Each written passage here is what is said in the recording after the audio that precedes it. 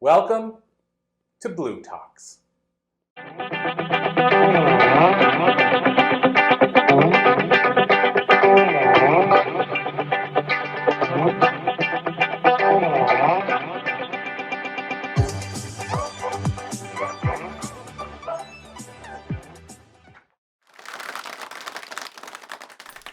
Awesome. Well, thank you everybody for joining us for what I'll call similar to a live podcast interview. It's kind of a mix of both, a video interview, podcast interview.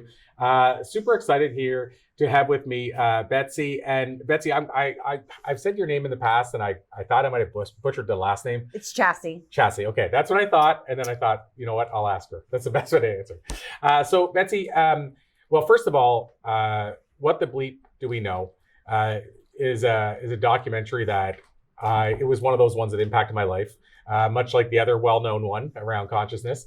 I guess my question first, if I jump right in there, you were heavily involved in the project. I was a producer, writer, and director, by the way. Producer, writer, and director. And there's a lot of women in the room, so I just want to share with you that take ownership of your credits, because no disrespect to Cordy, but a lot of men like to drop little words and things, and it's important to note that I was a writer and a director on that one. Yes, that is important. I earned it, and so I was like, wait a second, Well, in fact, I was just talking about this today. I was at a studio recording some lessons for a book I have coming out, and I was just talking about how I grew up in a small town, raised by a single mother, carpenter grandfather, and it was always like say yes to everything, and also at the same time never brag about your achievements. That's kind of what we were taught in the small towns. What they said is no man or woman shall rise above the masses. Like, let's keep everybody here, and so nobody brag about achievements. And so to your point, I think it's important to own them. And I actually, the one quick thing I'll ask your thoughts on before we dive right in then is I used to have this, I can't remember what the, I remember what it was. I did this article one time and it got a lot of feedback. I said, I don't know if it's always necessarily only is your ego too big. Sometimes I wonder if it's too small. Right. Well, I want to say that owning your achievements isn't arrogant or rude. It's confidence, and I worked really hard to earn those credits. And What the Bleep was a pretty transformative film, and it was transformative for me personally, as well as most of the people here and the talks that people are giving. The foundations of what you're talking about were brought about in that movie. So I think it's really important to own what you're bringing to the world. This is why we're here. That's why we're speaking. It's important to be confident and be secure in that and own it. That's what you're here to do, own it. And women especially, it's time for us to start owning the contributions that we made and bring to this world. And it's interesting because on Bleep, there were 2 other men filmmakers. And so I was, I have a not so PG saying about that, but I won't say it now. But I was the between the two, if you know what I mean. I think we all, well, most of us, I think, caught what you mean. Good. So I guess then the question out of that for me too, another question out of that is, do you think it's getting better? Like, do you think we're getting better at owning that, or are we still struggling with that? Well, I think that, it's an individual question. It really depends on the person if you're getting better at owning it. I think doing events like this where you're standing up and talking about your work and being proud of the contribution is great practice. I've done this a lot, so I'm comfortable owning what I have contributed to the world. But I think in terms of individually, I suppose so. But are women getting better? I hope so. I want us to. So, Well, I didn't expect to go down this path, but I feel you told me you didn't know we were going to talk about, so I just decided to take charge. Sorry. I love it, and I said that Betsy said to me, "Well, what are we going to talk about?" I said, "When you figure it out, you let me know." Because I go into this based on intuition. I just go with whatever I feel. It's more natural that way. It's more of a conversation, and so here's a question that I think you could choose either way on this, but since we're down this path, Barbie just came out, and I think it's the first female-directed movie to ever do over $1 billion. Highly successful film, and what I'm wondering is, when I look at the changes that have happened, honestly, you could look and say, okay, well, there's still only X percentage of female CEOs, and it's still a low number. But I wonder sometimes, do we miss sight of the fact of how far it's come in a short amount of time? So in other words, if it was 1%, why did now it it's have 5. to come at all? I know, I agree with you. It's a great question, right? So we think we're constantly looking back and going, but gee, look what we've done, as if somehow that's great. It isn't great. So first of all, in the entertainment business, like 99.9% of the people that say yes to programming are men. In the publishing industry, there are a lot of women editors, but the people that start to decide what books get the promotion and what don't are mostly men. It's still, I'm in the process of developing a pretty massive company and raising a ton of money to put it together. And our entire C-suite is women. And if you looked at the bios of these women and thought, wow, look at these women. Why are we out here trying to beg to raise money for a company when you look at the contributions they've made? And it's still really interesting to me that we have to go, gee, look at how far we've come. I don't think we've come far enough. And I'm by the way, I'm not a big, like, I don't think, men are jerks and only women should run the world. I'm totally against that. I think we've already had a matriarchy once in history. It didn't really go very well either.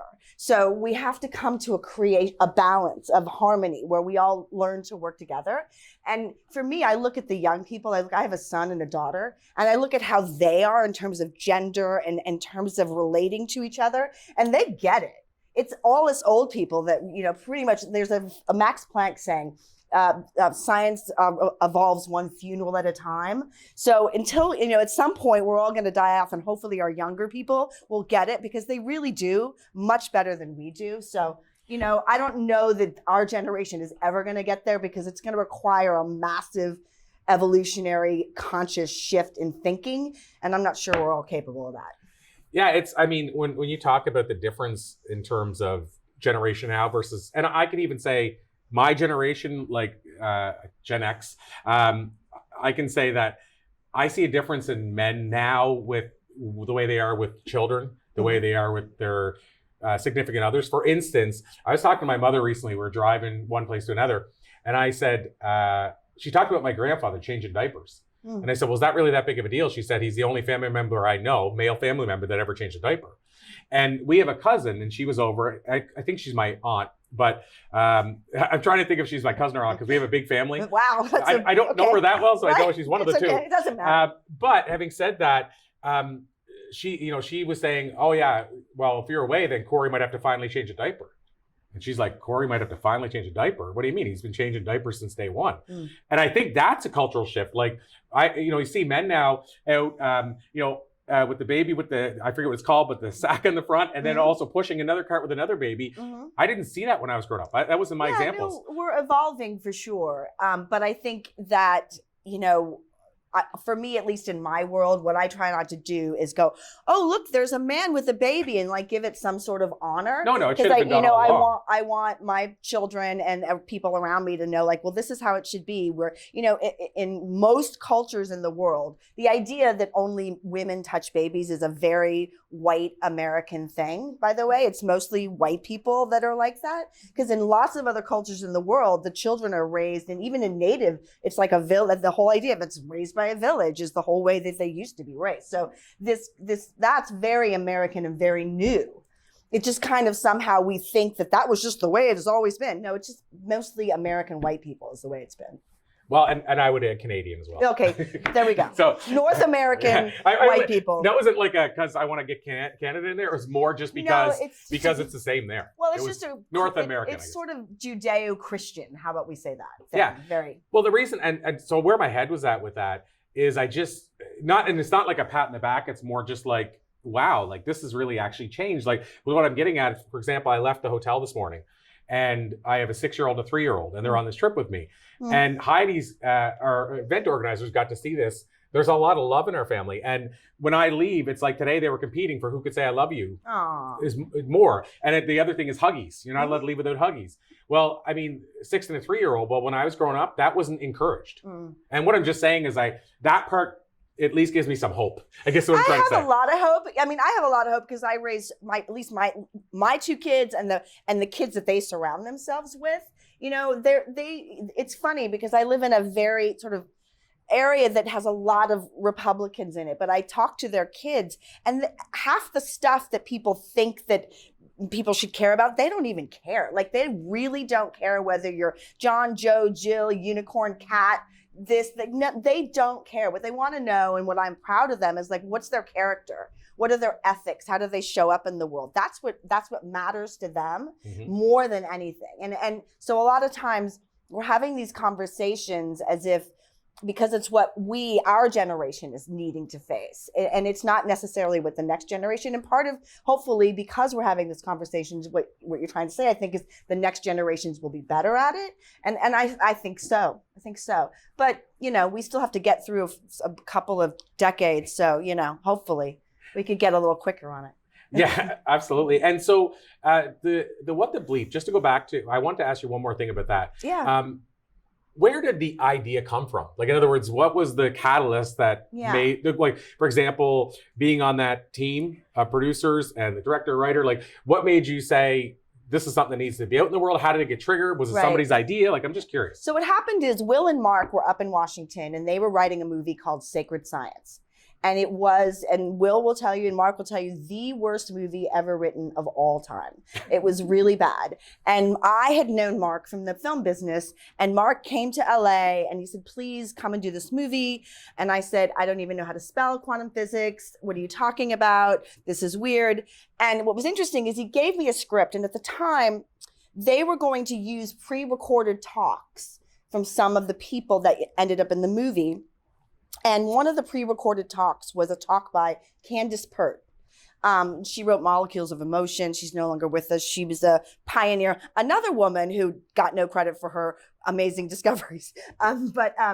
So she talked about the concept of being addicted to your emotions from a physiological and biological perspective, not in some sort of like spiritual woo-woo way, but from a very practical, scientific, okay, this is how your brain works, this is how your body works, here's what happens. And it blew my mind as a 29 at that point, or almost 30-year-old woman, that I had never heard that. Like, how could I get to be this old and did not understand how my brain and body worked? It blew my mind. So I said to Will, okay, I'll come and do the movie. And Will, one of the things that I like to do when I'm beginning to work with somebody is really get clear on their expectations and what their vision is. Like, what do they want to have happen? Especially when you're doing a movie project, you're usually playing with somebody else's money, and it's a lot of it. So you want to have real clear ideas about what they think is going to happen with that money. That's the way I am, because I don't want to make promises I can't live up to.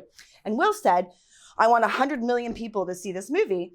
And I said, well, 100 million people will never watch this movie. At that time, The Elegant Universe had been on PBS. And it was, I don't know if you've seen it, but you have to be like really into science to want to watch that show, because it's super slow, super dry, super boring. It's Brian Greene and he just, but it was, they had cool shit behind him, but for the most part. And he said, well, what would you do? And I said, you have to make me feel. You have to tell me a story. Like, this is just weird. Like, first of all, you can't use any of these videos because your camera guy will know. You can't take a video this big and to project it into a screen that big, because it'll just pixelate. We have to go shoot interviews.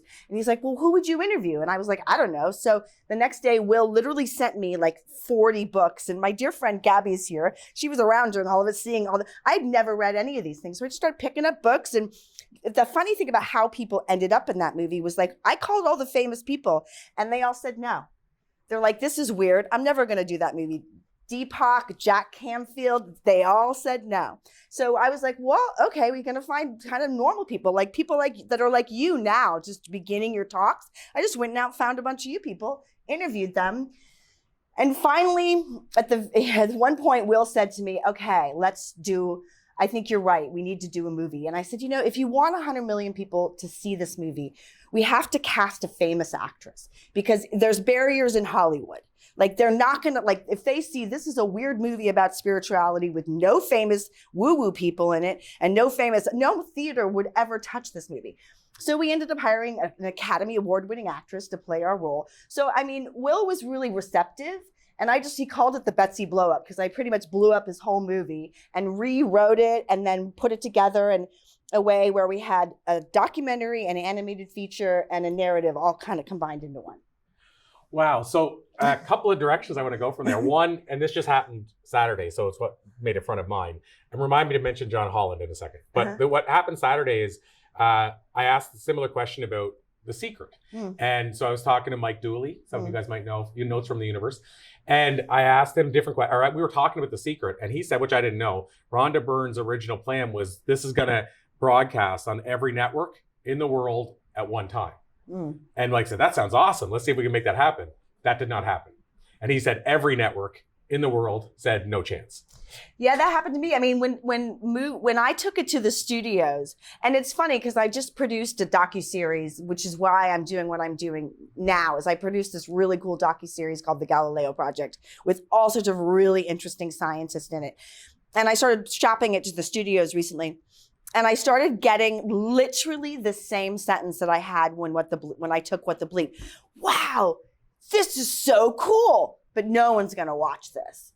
And I look at these guys now at Netflixes and places like that, and I go, 20 years ago, I got told the same thing. And that year, I had the highest grossing documentary in US history. So you know what? If you don't wanna play it, I think I might have to just do something bigger than all of you. And that's the thing. That's how I am. Like you say no to me and I'm like, forget it, let's go.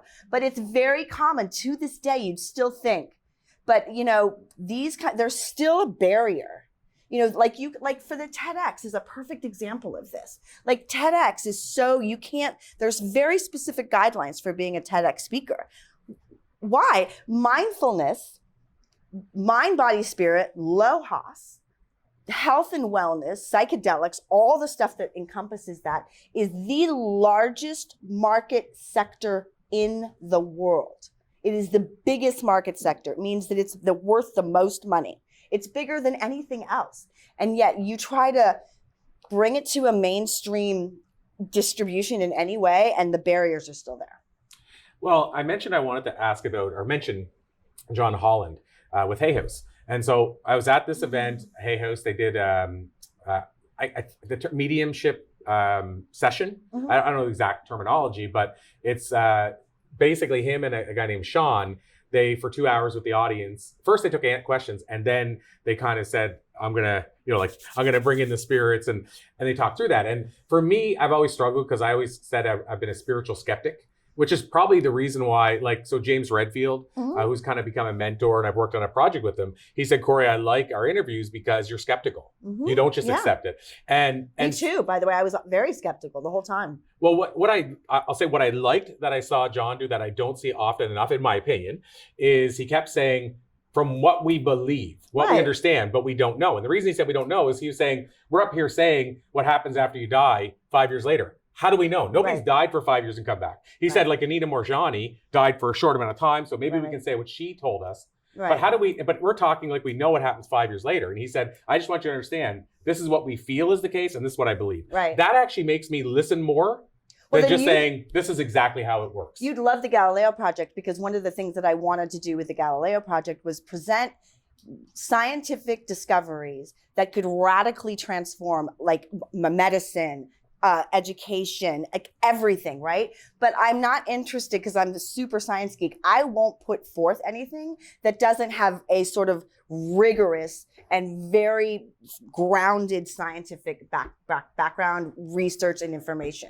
And there's tons of it out there. It's just that, again, I'm doing a new series right now where we're really talking a lot about why is it that we can't get some of this information out? And I'm not a conspiracy person, but there's a lot of amazing science in the world that the gatekeepers are not interested in. And because it has to do with money. A lot of people will think it has to do with aliens and mind control and chips. No, it's just pure greed. It's really about, if we, there's this device that is, I was talking to Gabby about this. There's a device that's available in almost every other country in the world. It's easy and amazing. You can put your finger in. It's called a biogel, and it reads the electrodes and the electromagnetic force, and it pop it up on a screen, shows your aura. I've had this done to myself, and at the time that it was being done to me, I knew that I had a thyroid issue that I was treating naturally. I never said this to the doctor. The thing comes up. She goes, "Oh, you have a thyroid issue," in 5 minutes. Now, mind you, before this test, I had already done all the testing, blood test, this test, that test. I don't even know how much it all cost, right? And in 5 minutes, there was a diagnosis ready to be treated. that kind of stuff can't make its way to the US because we have a lot of barriers. So I talk about those kinds of really cool discoveries that are available in the world, but it's very heavily based in science. So before we fully wind down, I have to bring this up because I just saw this. I was at an event called The Secret Knock in San Diego last week, and I heard about this technology, and I was, and there was a guy on stage, and he's a futurist, but everything he was talking about, he said, here's where you can go find it. So it wasn't like just randomly throwing stuff out there. And two things he said that exist. So I know a struggle right now is we're seeing technology and we're like, what's this going to mean? AI, what's this going to do? Yeah. But the positive side of that, so what he talked about is one thing, this one just fascinating to me. Some people were like, I don't want anything to do with this. But one of the two things he said is already being used now is a technology in Japan where they record your dreams and you can literally watch your whole dreams the next day. Yeah. To me, that's the cool one that some people would want to know, some wouldn't. But here's the one that's mind blowing to me. He said that they've already done it, like it's being done, and which raise the question, will it reach market? I don't know, but it's being done where now what they could do is download your memories up until today. And then if you get dementia, they can upload your memories back again. So you no longer. I've heard a little bit about that. I mean, there's so many cool things. There's something, I think it's even. You were there, you heard that, didn't you? There's even something going on at UCLA where there's people that do DMT and are actually mapping alternate realities. They call them psychonauts, which I think is really cool. But yeah, I mean, listen, we have to create a positive relationship with technology because it's going to come. I interviewed for the Galileo Project a gentleman named Federico Fagin, and he's called the father of the microchip. So he was one of the original guys working on AI way back in the day. And the interesting thing about him is he was a hardcore materialist, started working on AI, had a profound mystical experience, and sort of went very far away from materialism into a much deeper understanding of what is really going on with reality. He really discovered how free will works. And he said something really interesting about AI, which sort of kind of calmed me down about the whole thing. It was like, he's like, listen, the interesting thing, AI, it can be incredibly scary, and in the wrong hands, it can do a lot of bad stuff. That is true.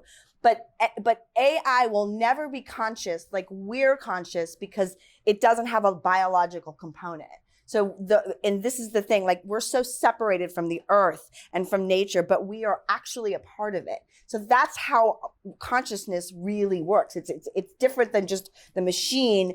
It's going to be a different type of consciousness. The only consciousness that AI will really get is it'll get really smart. It can get really smart, and it can act like it loves you. You can think, wow, it's acting like it really loves me, but it will never feel the love because us, with our biological components and our connection to consciousness and spirit, we have the capacity to actually feel the love in a physiological way, which goes all the way back to Candace Pert. So look, we all did a complete circle. Isn't that I love cool? it. So final question then, Betsy, is, and if you want to add on to this, the answer, how people can learn more about you and all that kind of good stuff, feel free to add it on to the answer, like after your answer to this question. I'm just kind of combining two into one. I know. We have 2 minutes. Yeah. Well, so the question is time machine question. If you could jump into a time machine, go back and talk to your younger self, give her some life advice based on what you've learned in the years since. I wouldn't change a damn thing. You wouldn't? No, I wouldn't be sitting here right now if I did, right? So sure, would I like to suffer less and have less trauma? This is the plane of experience. What else are we supposed to do here? You know, I mean, we're all going to have something. And yes, it would have been nicer to be rich and sexy and tall, and all of those things, but I wasn't. This was my experience. So I'm going with it. I'm choosing this door.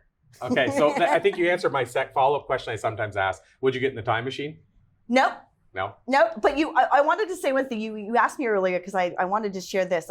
My favorite quote, the thing that I live by the most, it goes, the young lady that was speaking just a moment ago, it's kind of like your thing, but it's from Jack Kerouac. You can steal it. It's a great quote. He says, be in love with your life, every detail of it. And it's such a great quote because it isn't just be in love with your life as if it's something. It's be in love with your life, every detail of it. That means you have to love it when it sucks just as much as when it's awesome. And that's my practice. Amazing. Well, I will add the one like a lot of people say they wouldn't get in the time machine. The one person that jumped on the exact way you did, but the opposite, and said, I could not get in the time machine, is Dr. Joe Vitale. Oh, He is in love with time machines. Yeah, he told me well- he bought one off eBay. Oh, good for him. I hope he's having fun with them. You know, I mean, I feel like I exist in a time machine all the time. You know, I mean, I really love the experience that I'm having and the lessons that I'm getting from it. And I'm, you know, sure, would it be fun to go back in time? But, you know, there's a great book. It's not published. I mean, it's not in print anymore, I don't think. It's by a gentleman named Alvin Schwartz. And so he wrote The Unlikely Prophet, which is a really great book. And then he wrote another book called A Gathering of Selves, where he talks about how you can jump between realities. Now, he writes them as fiction novels, but in his mind, they were actually true events that occurred to him. He was one of the original writers for Batman and Superman, like in the 40s, right? So he writes this about how we're all operating, you know, reality is, some people call it string theory, some people talk about the stacked plates, right? So you can literally jump between them. So I don't really need a time machine. I can just do that. You know, I'm a lucid dreamer. I mean, I do all sorts of weird shit. So I think I've got that covered anyway. But you asked how you can find me. I'm at betsychasse.net. I have, you know, I do a lot of consulting. I do a lot of, right now, I broke my ankle last year, so I had to sit down for a whole year. So I've been writing, and I've also been coaching people on how to write great stories, because that's really what the world needs right now. We need a lot less, to me, lecturers and a lot less people teaching us how to be. And we need people that are great storytellers. Amazing. Betsy Chasse, an absolute pleasure. Thank you so much. Thank To you. be continued. Absolutely. Thank Awesome. you, guys. Good luck. Thank you.